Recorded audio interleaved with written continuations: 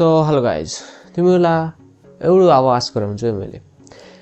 तिमीहरू probably 10 to 12 years school गएका छौ, राइट? नर्सरीदेखि 10 क्लाससम्म एउटा कुनै पनि मान्छे स्कुल गएको हुन्छ and he get qualified according to our society and he gets a degree, he gets a position in our society and त्यसलाई भनिन्छ इन्टेलेक्चुअल पर्सन। बट रियली यो चाहिँ इन्टेलेक्चुअल त्यसले के सिकेको छ, what he has learn after he has passed 10 class 12 class के learn गरेको हुन्छ from me. He has just learn about the ल्याङ्ग्वेजबाट लर्न गर्यो होला। अनि म्याथमेटिक्स एउटा मान्छे छ जसले A+ ल्याइरहेछ होइन, एउटा मान्छे छ जसले लाइक C+ ल्याइरहेको छ। Who do you think who is better? तिमीले भन्दा A+ बेटर छ, but I will say the person who can engage in the society, जसले स्कुलको जो करिकुलम छ हाम्रो, जुन म्याथमेटिक्स पढाइ भइरहेछ, इङ्ग्लिस पढाइ भइरहेछ, नेप्लिज पढाइ भइरहेछ, ग्रामर पढाइरहेछ, जहाँ रटाइन्छ एन्ड त्योभन्दा बाहिर outer things, who knows how to dress well, who knows how to interact with people, who knows how to talk to people, जसलाई अरू पनि बाहिरको एक्टिभिटी आउँछ, who knows how to play, how to get into shape, जसलाई थाहा छ how to earn money, he will win in the life. जस्तै हाम्रो एउटा क्लासमा छ, हाम्रो एउटा क्लासमा पहिलाको क्लासमा थियो वान गाई थियो, त्यसले चाहिँ रिड गर्थ्यो a lot of the time. He was like जत्तरी भन्ने के, ही वाज, त्यसको बडी स्ट्रक्चर पनि पुरै बिग्रेको थियो, त्यस्तो गुब्री परेको थियो, but he was a topper.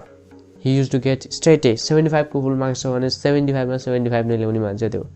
And जब मैले त्यसलाई देख्थेँ, ए वाज यति सोसल्ली अक्वार्ड थियो त्यो कि फर्स्ट दिन स्कुल आएको त्यो कामिरहेको थियो कि मेरो अगाडि मसित बसेको थियो लाइक होइन। अनि त्यसपछि कामिरहेको थियो कि त्यो फर इन्टरेक्सन। जब सरले इन्ट्रोडक्सन दिनु भने हडबड आइरहेको थियो, he couldn't give even the introduction. यस्तो छ नेपालको education system and he has got like highest GPA। म सोच आफै के होला यो एजुकेसन सिस्टमको। म ढाँट्दैन, मेरो पनि GPA नै धेरै नै आएको थियो, because I was ready. And जब म थाहा पाएँ हाउ द वर्ल्ड वर्क्स, तब म धेरै बिहाइन्ड फिल गरेँ कि, किनकि there were a lot of the peoples, म जस्तै बच्चा बच्चीहरू धेरै थिए, who knows about how to earn money, they were earning money, तिनीहरूलाई बाहिरको थिङ थाहा थियो, दे नो यो दोकान यहाँ छ, यो दोकान यहाँ छ, they know the world. The person who roams around, जुन घुम्छ, जसले who like is engage in the outer activity, he knows everything. अनि जो ओन्ली सिटर्स द होम, जो बसिरहेको छ, he don't know about outer जुन करिकुलममा छ त्योभन्दा बाहिर छ। बाहिरको चिज हाम्रो केही सिकाएको छैन।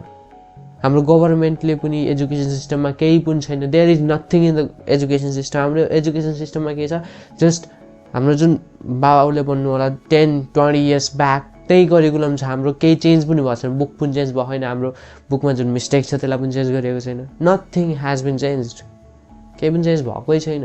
And what we will run the outdated knowledge. अहिलेको कम्प्युटर बुक हेर्ने भने आवर एजुकेसन सिस्टममा केही पनि छैन।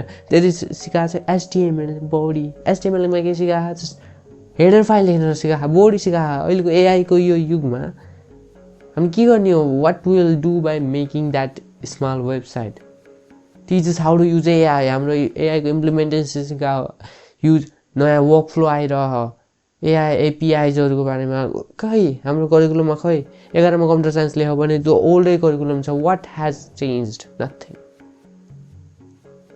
Nothing has changed.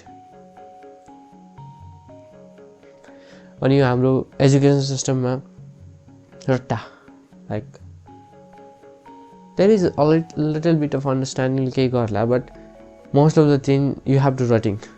मेरो त्यत्रो GPA आएको थियो, त्यही भएर आई विल त्यसमा इन टाइम इन्भेस्ट गर्नुपर्छ कि, you have to invest a lot of time on that thing. त्यो स्कुलले तिमीले यत्रो 10 वर्ष 12 वर्ष you have gone to school, तिमीलाई कहाँ सिकाइयो कि गभर्मेन्टको ट्याक्स कसरी तिरिन्छ, बिजनेसको रेजिस्ट्रेसन कसरी हुन्छ, कहिले सिकाइयो? Do you have knowledge? यदि तिमी गभर्मेन्टको सिटिजनसिप छौ भने 12 पास हुँदासम्म you have to know how to fill गभर्मेन्टको ट्याक्स कसरी तिर्छ अनलाइन, त्यो बारे पनि जानकारी हुँदैन। बिजनेस सुरु गर्नको लागि बिजनेसको नाम कसरी लेखिन्छ त्यो पनि नलेज दिएको हुन्न त्यति ज्यादासम्म।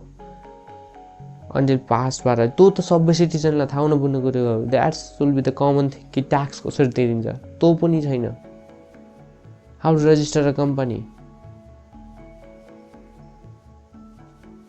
इट्स आवर सिस्टम हाम्रो गभर्मेन्ट नै यस्तै छ I don't know how why this exist हामी नै यस्तै छौँ नेपालको करप्सन रेट सबै हेर्न सक्छौँ एन्ड आई डोन्ट थिङ्क स्कुलले तिमीले आफै काइन्ड अफ युटिलाइज तिमीले पढेर मात्र nothing you in this modern generation you will get fucking contacts nahi so आज मेरो टपिक नै यही थियो interact with social people बाहिर जाऊ roam around and collect experiences try different things earning जति सक्यो छिटो try to earn money try to earn a lot of money in the young age किनकि तिम्रो फ्युचरमा गएर पोर्टफोलियो राम्रो हुन्छ and you will have more opportunity to earn more money त्यो पनि हुनेछ and learn how to interact communication गर and don't just focus on स्टडिजमा फोकस गर मैले भन्दिनँ कि पुरै नपढ भन्दै भन्दिनँ मैले because it's important because society wants us to do that rat रेसको लागि थोरै न थोरै इङ्गेज हुनैपर्छ हामीले बिकज सोसाइटीबाट हामी धेरै पछि गएको चाहिँ फिल हुन्छ सो एभरेज रहो स्टडिजमा एभरेज रहो बट आउटर एक्टिभिटिजदेखि लिएर हाम्रो यो साइड हबी छ be heavy on that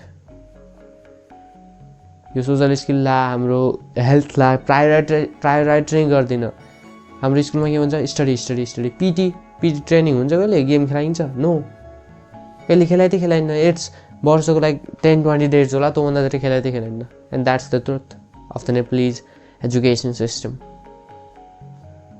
so आजको लागि यति नै थियो and I hope you will understand this किनकि तिमी पनि भोगेकै होला एन्ड यही नै थियो अनि रिमेम्बर यो सोसल स्किल्सहरूदेखि लिएर how to interact with people how to create a business how to register a business how to earn money यस्ता चिजहरू school will never teach learn गर आफै साइडमा how to learn a guitar also never कसैले सिकाउँदैन you have to learn it yourself by taking your own time so आजको लागि यति नै love you keep growing, keep grinding, brother. Bye.